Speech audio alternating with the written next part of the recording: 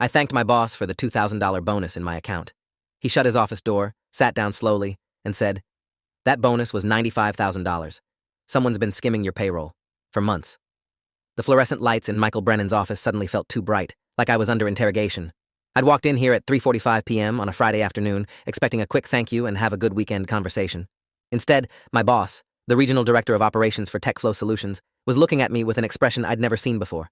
Not anger, not disappointment, something worse. Pity mixed with barely controlled rage. His hand was still on the mouse, frozen over whatever he'd been looking at on his computer screen. The door click behind me sounded too loud, too final, like a cell door locking. I laughed, actually laughed, because what else do you do when someone tells you something so absurd your brain can't process it? What? No, the bonus was $2,000. I saw it in my account this morning. I came to thank you for it. My voice sounded strange to my own ears, too high, too defensive. Michael didn't smile. He turned his monitor toward me. The screen showed a payroll summary with my name at the top, employee ID 4729, hire date January 2019. The bonus line read, Performance Bonus, Q1 2024, $95,000. Approved by M. Brennan. Processed March 28, 2024. Net deposit after taxes, $61,340. My stomach dropped through the floor. I'd received $1,287. After taxes, that tracked with a $2,000 bonus, not a $95,000 one. The numbers on Michael's screen blurred and refocused. I reached out to steady myself against his desk. "That's not possible. I only got $2,000. Check my bank account. I can show you right now." I was already pulling out my phone, fingers shaking as I opened my banking app. The deposit from TechFlow payroll, dated March 28th, showed exactly $1,287. I turned my phone toward Michael. He glanced at it, then back to his screen. "I know what you received," Michael said quietly. "That's the problem. You should have received $61,000. Someone intercepted the difference. Someone with access to our payroll system has been routing portions of your compensation to another account." He pulled up another window, this one showing a transaction log I couldn't fully understand. "I only discovered this 2 hours ago when I was reviewing our quarterly financials. Your bonus was approved at $95,000 because you single-handedly saved the Meridian contract. You know what that account is worth to us? $8 million annually. You deserved every penny of that bonus." He paused, his jaw tight. "But $93,000 never reached you. It went somewhere else." I'd been working as a senior solutions architect at TechFlow Solutions for 5 years, ever since I'd graduated with my master's in computer science from Georgia Tech. TechFlow was a mid-sized IT consulting firm based in Atlanta, about 400 employees, specializing in enterprise software implementation for manufacturing companies. The work was demanding but rewarding, and I'd built a reputation as the guy who could rescue failing projects. The Meridian manufacturing account had been a disaster when I inherited it last November. Their previous architect had quit mid-implementation, leaving behind spaghetti code and angry clients. I'd spent 4 months working 70-hour weeks, rebuilding their entire inventory management system from scratch, training their staff, and turning what should have been a lawsuit into a glowing testimonial. When I saw the $2,000 bonus hit my account on Friday morning, I'd been grateful, but not surprised. Our company did quarterly performance bonuses, and I'd received similar amounts before. $2,000 felt appropriate for a good quarter. I'd texted my girlfriend Alicia that we could splurge on that weekend trip to Savannah she'd been wanting. I'd stopped by Michael's office specifically to thank him, because that's what you do. You show gratitude. Now Michael was telling me I should have received nearly 50 times that amount, and my gratitude felt like evidence of how badly I'd been robbed. "Who has access to payroll?" I asked, my voice steadier now. The initial shock was giving way to something colder, harder. Someone had stolen from me. Someone I worked with, someone I probably saw every day, had been stealing my money. Michael stood up, walked to his window overlooking the parking lot. "That's what we need to figure out. Officially, only 3 people have full payroll access. Dorothy in HR, Gerald in accounting, and me. But there are also system administrators who maintain the software, contractors who handle IT support, and various people with partial access for different functions." He turned back to face me. "I've already put in a call to our CFO. He's bringing in a forensic accountant. We're also going to need to involve law enforcement." The word law enforcement made everything feel suddenly, terribly real. This wasn't just a mistake or a glitch. This was theft. This was fraud. This was someone deliberately, systematically stealing from me. My hands were shaking again. I sat down in the chair across from Michael's desk without being invited. "How long has this been happening?" "You said months." Michael's expression darkened. "I don't know yet. The bonus is what caught my attention, because the amount was large enough to create a discrepancy I noticed during my quarterly review. But if someone has been skimming your regular paycheck, bonuses, raises, it could have been going on since you started here." He pulled up another document. "Your base salary is $98,000, but if I'm seeing what I think I'm seeing, you might have been receiving payments based on a lower amount." I pulled up my pay stubs on my phone, something I rarely looked at because I had direct deposit and generally just checked my account balance. The most recent stub from March 15th showed my gross pay as $3,769.23 for the 2-week period. I did the math quickly in my head. 26 pay periods per year times $3,769 equals roughly $98,000 annually. That tracked with my salary. My regular paychecks look normal, I said, showing Michael the stub. He frowned, zoomed in on the numbers. Maybe they only hit the bonuses, or maybe the skimming is more sophisticated than I thought. He picked up his office phone, dialed an extension. Dorothy, it's Michael. I need you to pull every payment record for employee 4729 going back to his hire date. Every paycheck, every bonus, every reimbursement. Yes, immediately. No, I can't explain right now. Just do it. Dorothy Nguyen had been TechFlow's HR director for 8 years, longer than I'd been with the company. She was efficient, professional, and had always been pleasant in our limited interactions. The thought that she might be the one stealing from me made my skin crawl. But Michael had said 3 people had access: Dorothy, Gerald Foster from accounting, and Michael himself. I trusted Michael. He was the one who'd discovered the theft. That left Dorothy or Gerald. Or someone else entirely, someone with system access I didn't know about. The paranoia was already starting, that creeping suspicion that made everyone around me feel potentially guilty. Michael hung up the phone. She's pulling the records now. While we wait, I need to ask you something, and I need you to be completely honest with me. His tone made me nervous. Have you shared your employee login credentials with anyone? Given anyone access to your employee portal? I shook my head. No. Why would I? Michael shrugged. Identity theft, phishing scams, sometimes employees get tricked into giving up their passwords.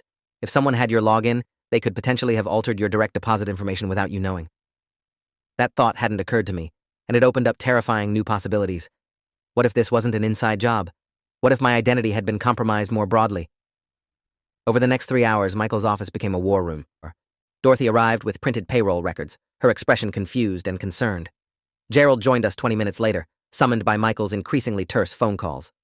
The CFO, Thomas Whitmore, drove in from his home in Buckhead, arriving at 6:30 p.m. with a laptop and a grim expression. We spread documents across Michael's conference table, comparing what the company had paid out versus what I'd actually received. The picture that emerged was worse than I'd imagined. The bonus theft was just the tip of the iceberg. Gerald, a meticulous man in his early 60s who'd been with TechFlow for 12 years, pulled up historical payment data and walked us through what he was seeing. Your salary was increased to $98,000 in January 2023, he said, pointing to an approval form with Michael's signature. But looking at your actual deposits, you've been receiving payments consistent with an $82,000 salary. He turned his laptop toward me. The numbers were there in black and white. Every paycheck, I'd been shorted roughly $600. 26 pay periods per year, that was $15,600 annually stolen from my regular salary alone. For 15 months, that totaled $19,500. Then there were the bonuses. I'd received 4 quarterly performance bonuses since my raise, each one showing as $2,000 in my account. But Gerald showed me the approved amounts. $12,000 for Q2 2023, $18,000 for Q3 2023, $8,500 for Q4 2023, and the recent $95,000 for Q1 2024. I should have received $133,500 in bonuses. I'd received $8,000. Someone had stolen $125,500 from my bonuses. Combined with the salary skimming, the total theft over 15 months was approximately $145,000. I felt sick.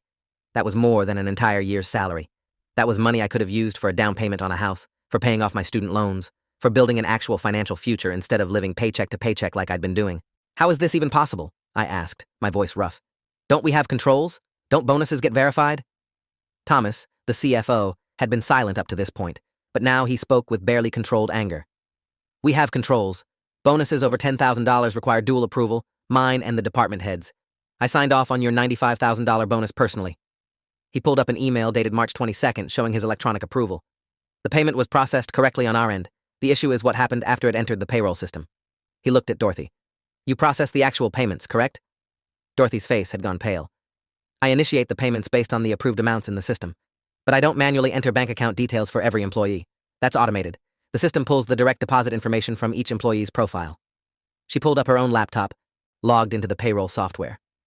Let me check something. Her fingers flew across the keyboard, navigating through screens. Then she stopped. Her eyes widened. Oh my God. She turned her laptop toward us. My employee profile was displayed, showing my personal information, salary details, and banking information. Except the banking information showed 2 accounts. My primary account, the one I'd set up when I started, and a second account labeled bonus/commission override, with a different routing number and account number. I never set up a second account, I said immediately. I don't even know what that is. Thomas leaned in, examining the screen. When was this added? Dorothy clicked through the change history. February 12th, 2023. Modified by user D.Nguyen. She looked up, her expression stricken. That's my user ID, but I didn't do this. I swear to God, I didn't add this account. The room went silent. Either Dorothy was lying, or someone had used her credentials to make the change. Michael stood up. We're done speculating. Thomas, call your forensic accountant contact. I want someone here first thing Monday morning.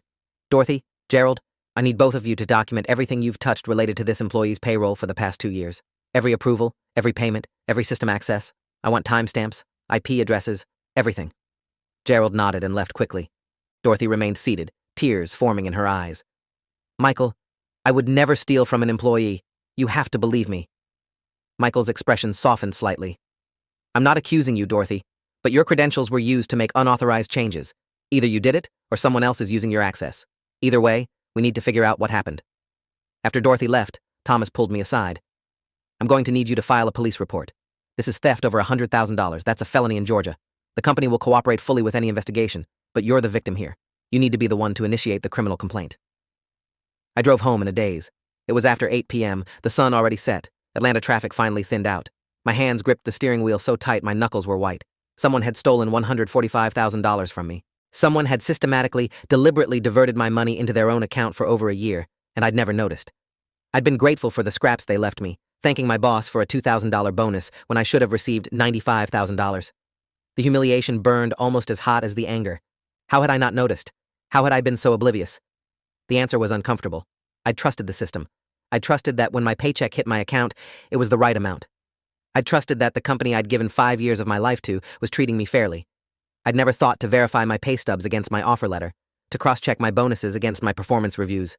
I'd just assumed everything was correct, and someone had exploited that trust to rob me blind. When I got home to my apartment, a modest one-bedroom in Virginia Highland that I could barely afford, I pulled out my original offer letter from 2019.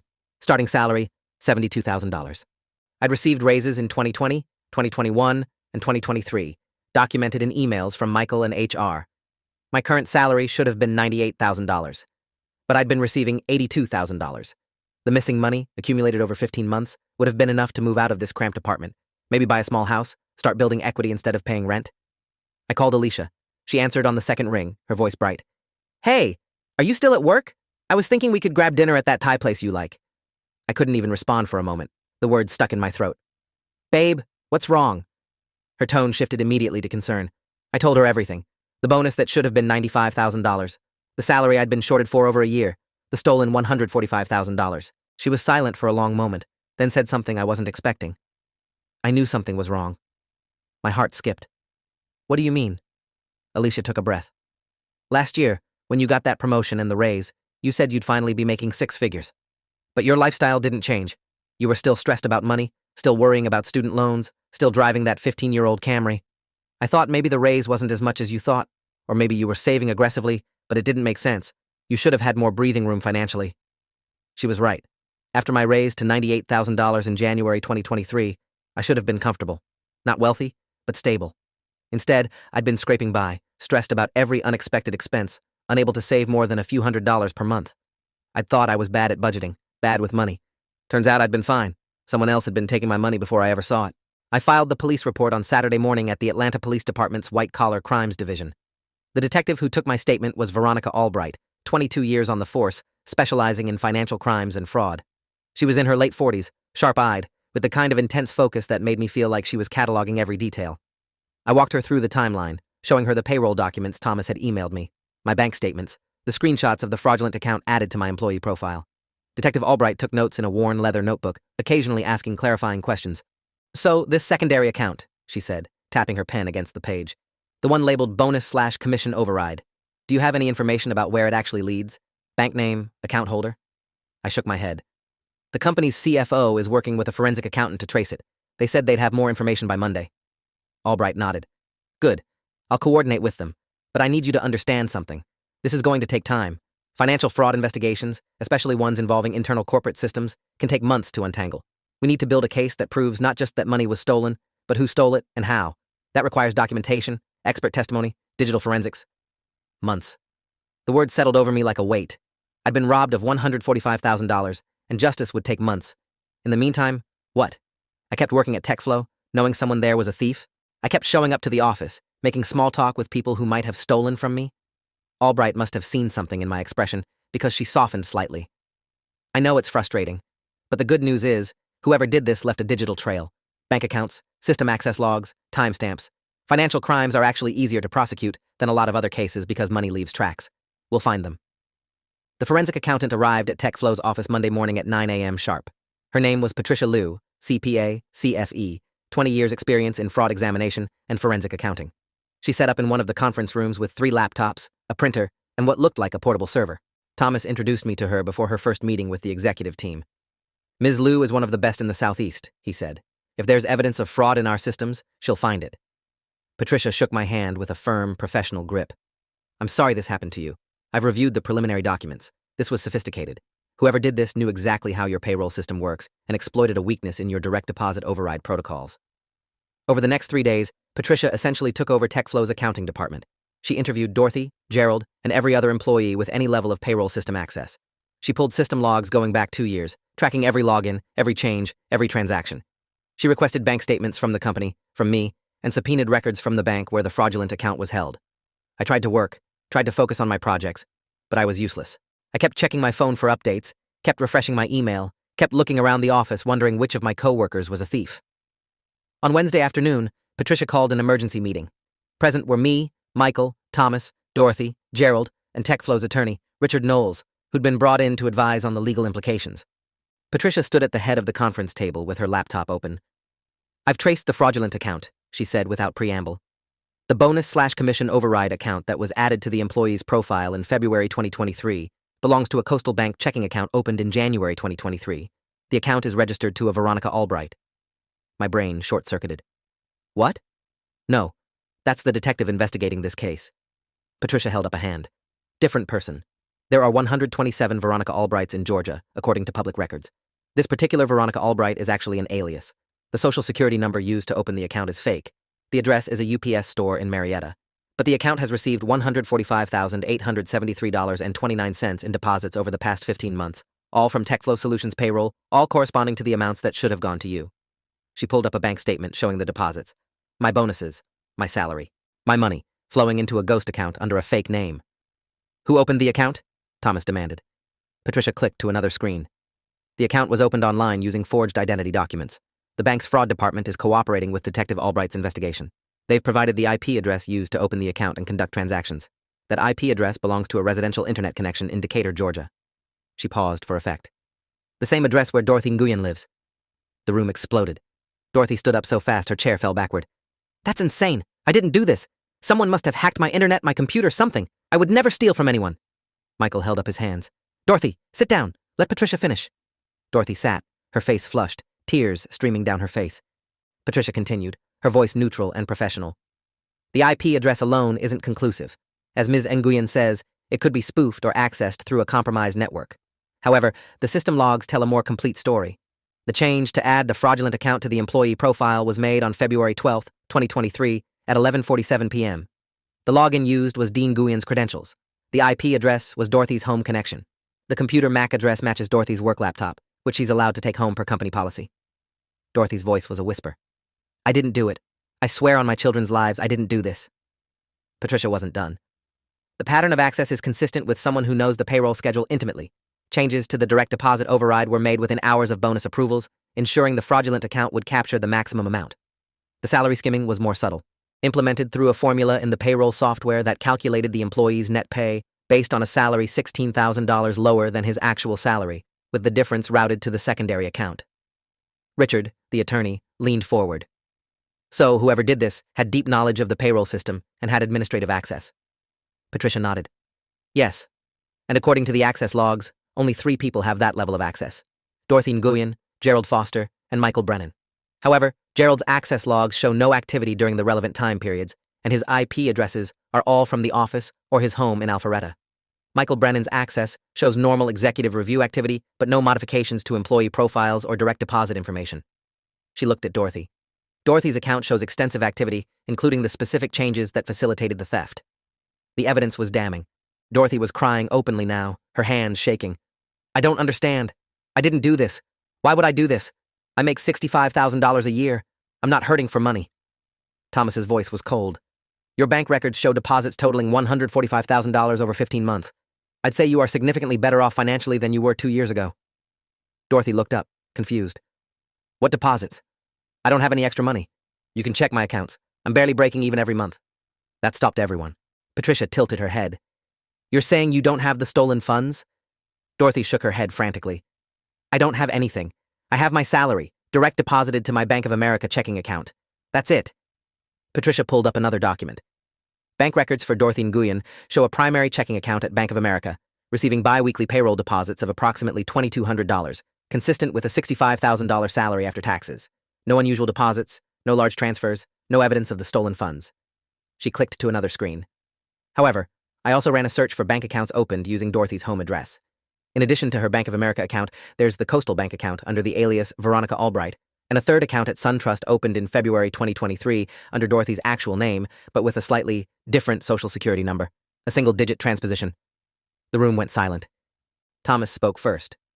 Someone opened a bank account in Dorothy's name? Patricia nodded. Using her home address, a fake SSN, and forged identity documents. That account has received wire transfers totaling $82,000 from the Coastal Bank account, the one receiving the stolen payroll funds. So the money trail goes, TechFlow payroll to Coastal Bank alias account, then to SunTrust account in Dorothy's name, then withdrawn in cash over time. She looked at Dorothy. Have you been making large cash withdrawals recently? Dorothy shook her head, looking utterly lost. I don't even have a SunTrust account. I've only banked with Bank of America for 15 years. Michael's expression had shifted from anger to confusion. So either Dorothy is an incredibly sophisticated criminal who's pretending not to know about these accounts, or someone is setting her up. Patricia pulled off her glasses, rubbed her eyes. That's what I thought initially. But then I looked deeper. The SunTrust account's debit card has been used at several locations in the Decatur area. Gas stations, grocery stores, restaurants. I pulled surveillance footage from 3 of those locations through cooperation with Detective Albright's investigation. She turned her laptop toward us, played a video. The footage showed someone using an ATM, withdrawing cash. The person was wearing a baseball cap and sunglasses, but the build and posture looked wrong for Dorothy. Too tall, too masculine. Patricia paused the video, zoomed in. This is from March 15th at a Shell station in Decatur. Cash withdrawal of $800 from the SunTrust account. Notice the height against the ATM. This person is approximately 5'10". Dorothy is 5'4". She played another video. This is from April 3rd at a Kroger. $400 withdrawal. Same height discrepancy. A third video. April 22nd, Texaco. $600. In this one, you can see the person's hand. Male, based on hand size and shape. Wedding ring on the left hand. Dorothy's eyes widened. Is that Frank? Her voice was barely audible. Patricia didn't answer, just played a fourth video, this one from a restaurant parking lot. The person getting into a car, removing the baseball cap for just a moment. The face was partially obscured, but visible enough. Frank Nguyen, Dorothy's husband. Dorothy made a sound like she'd been punched. No, Frank wouldn't. He's my husband. We've been married for 19 years. He wouldn't steal from my company. He wouldn't frame me. Thomas's voice was hard. Where does Frank work? Dorothy's voice was mechanical, shock setting in. He's a software engineer, works for DataCore Solutions, makes $90,000 a year. Patricia pulled up another document. Frank Nguyen was laid off from DataCore in November 2022. According to unemployment records, he collected benefits through April 2023, then went off the rolls. No record of employment since. Dorothy's face went white. That's not possible. He goes to work every morning. He comes home every evening. He complains about his projects, his co-workers. He's been working. Michael closed his eyes. Dorothy, when did you tell Frank about your payroll system access? Dorothy looked at him, tears streaming down her face. He helped me set up my work laptop at home in 2020 during COVID. He's good with computers. He showed me how to use the VPN, how to access the system remotely. Patricia made a note. Did he have your login credentials? Dorothy nodded slowly. We share passwords. He knows all my logins. We've always done that. We're married. We trust each other. The picture was becoming clear, and it was ugly. Frank Nguyen, unemployed since November 2022, had used his wife's payroll access to set up a sophisticated theft scheme. He'd created a fake bank account under an alias, added it to my employee profile as a direct deposit override, and systematically stolen over $145,000 from my paychecks and bonuses. He'd then transferred the money to a second account in his wife's name with a fake SSN, withdrawn it as cash, and spent it while Dorothy worked, and had no idea her husband was committing felonies using her credentials. All the evidence pointed to Dorothy because Frank had deliberately designed it that way. If caught, she'd take the fall. His wife, the mother of his children, set up to go to prison for his crimes. Dorothy called Frank from the conference room, with Detective Albright listening in via speakerphone and Patricia recording. Dorothy's voice shook as she asked, "Frank, honey, where are you right now?" There was a pause. "At work. Why?" His voice sounded normal, casual. "What's the address of your office? I need to send you something." Another pause, longer this time. "Why are you asking me this?" Dorothy's voice hardened. "Because I'm sitting in a conference room with my boss, our CFO, a forensic accountant, and a detective who's about to issue a warrant for your arrest. They have bank records, surveillance footage, and system logs showing you've been stealing from my company using my credentials. So I'll ask you one more time. Where are you?" The silence on the other end stretched so long, I thought he'd hung up. Then Frank's voice came back, different now, cold. "I'm at home. I've been home all day. I haven't worked in 6 months, Dorothy. You know that." Dorothy's confusion was genuine. "What?" "No, you leave for work every morning." Frank laughed, bitter. "I leave the house every morning because I can't stand to sit here all day unemployed. I go to coffee shops, libraries, parks, anywhere but home. And while I'm out, I've been trying to figure out how to tell you that we're broke, that I lost my job, that we can't afford our mortgage on your salary alone." He paused. "So yeah, I took some money from your company, from someone who could afford it, someone making 6 figures who wouldn't even notice a few thousand missing." Detective Albright spoke for the first time. "Mr. Nguyen, this is Detective Veronica Albright with the Atlanta Police Department. I need you to understand that you've just confessed to theft over $100,000, wire fraud, and identity theft. These are federal crimes. I have officers on the way to your location now. I'm advising you not to resist arrest." Frank's voice cracked. "Dorothy, I'm sorry. I was trying to keep us afloat. I was going to pay it back when I found another job. I didn't think anyone would notice." Dorothy hung up the phone and put her head in her hands, sobbing. Frank Nguyen was arrested at his home in Decatur at 4:37 p.m. that Wednesday afternoon. The charges were extensive: felony theft, wire fraud, identity theft, computer fraud, and forgery. Because the theft exceeded $100,000 and crossed state lines through the banking system, the FBI became involved. Special Agent Kenneth Draper, White Collar Crime Division, took over the case from Detective Albright. The investigation expanded rapidly. Agents seized Frank's computer, finding detailed records of the theft, including spreadsheets tracking the stolen amounts, research into TechFlow's payroll system, and tutorials on creating fake identity documents. The most damning evidence was a folder on Frank's desktop labeled Retirement Fund, containing bank statements from the Coastal and SunTrust accounts, showing the full $145,000 theft and subsequent cash withdrawals. Frank had been methodical, documenting everything, perhaps planning to eventually claim it as legitimate income, or perhaps just unable to resist the accountant's impulse to track his own crime. He'd spent approximately $118,000 of the stolen money over 15 months. Cash withdrawals that funded his daily expenses while pretending to be employed, upgrades to their home that Dorothy had thought were financed through Frank's bonuses, and a boat he'd told Dorothy was a gift from his parents. The remaining $27,000 was still in the SunTrust account, which was immediately frozen by the FBI. The federal prosecutor, Assistant U.S. Attorney Michelle Carver, 23 years with the DOJ, specialized in white-collar crimes, explained the case to me in her office downtown. "Mr. Nguyen is looking at 20 to 30 years in federal prison if convicted on all counts. The theft alone is a decade. Add in the wire fraud, the identity theft, the use of interstate banking systems, and we can stack the charges significantly." She leaned back in her chair. "He's already trying to negotiate a plea deal.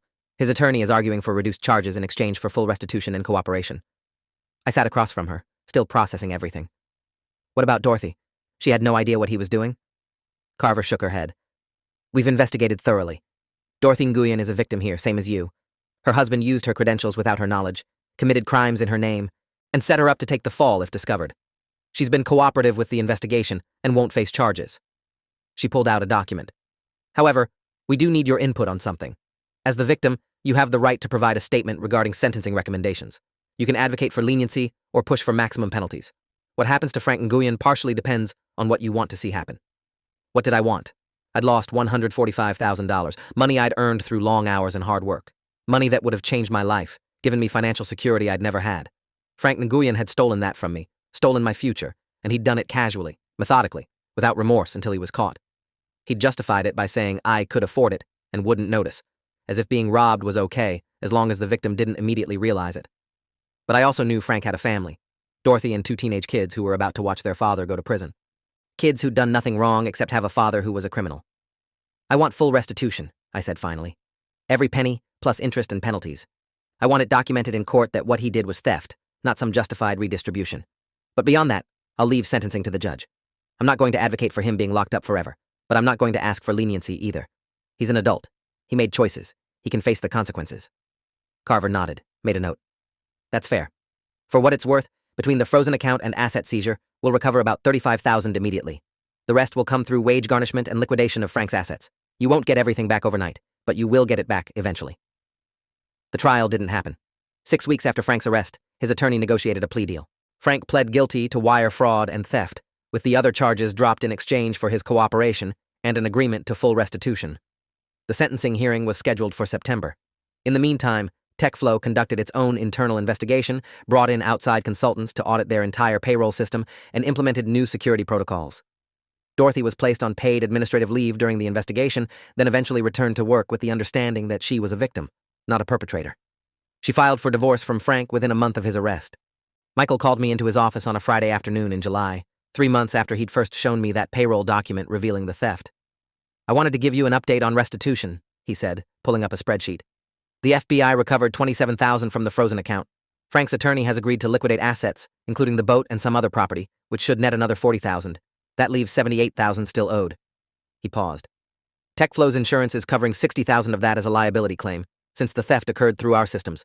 Frank will be responsible for the remaining $18,000 through wage garnishment from whatever job he gets after prison. I did the math. I'd get back $127,000 of the $145,000 stolen. Not perfect, but better than I'd hoped. Michael continued. "There's one more thing. The company is issuing you a formal apology and a settlement payment of $30,000 for the distress this caused and our failure to detect the theft sooner. We're also fast-tracking your promotion to principal architect, which comes with a salary increase to $115,000. He slid a document across the desk. "I need you to sign this agreement acknowledging the settlement and agreeing not to pursue additional legal action against TechFlow." I read through the agreement carefully, a habit I'd developed after learning the hard way that documents don't always mean what you think they mean. The settlement was fair. TechFlow hadn't committed the theft, but they'd failed to prevent it, and they were taking responsibility. I signed. Michael shook my hand. "I'm sorry this happened.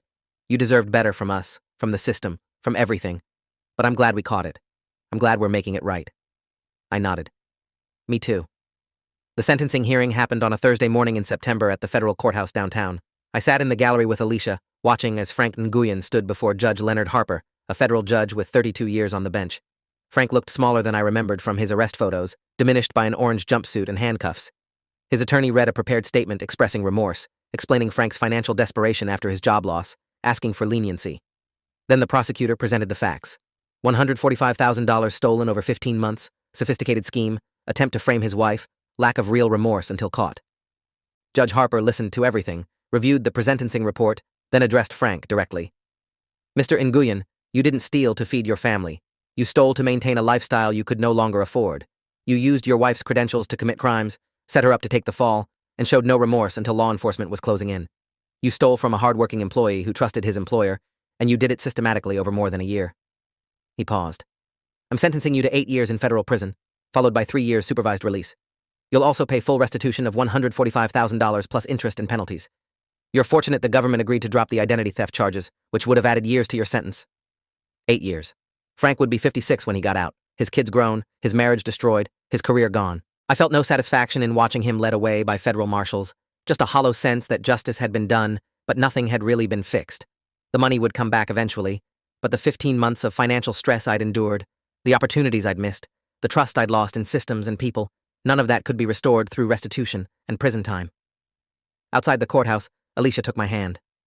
"How do you feel?" I thought about that.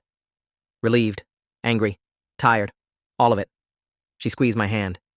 "You did the right thing. You reported it, you cooperated with the investigation, you didn't let him get away with it." I nodded. I keep thinking about what would have happened if Michael hadn't noticed the bonus discrepancy. How much more could Frank have stolen? How long before I noticed? Alicia leaned her head against my shoulder. "But he did notice, and you did find out. And now it's over." 3 months later, I bought a house. Not a mansion, just a modest 3-bedroom in Brookhaven with a small yard and a mortgage I could actually afford with my new salary.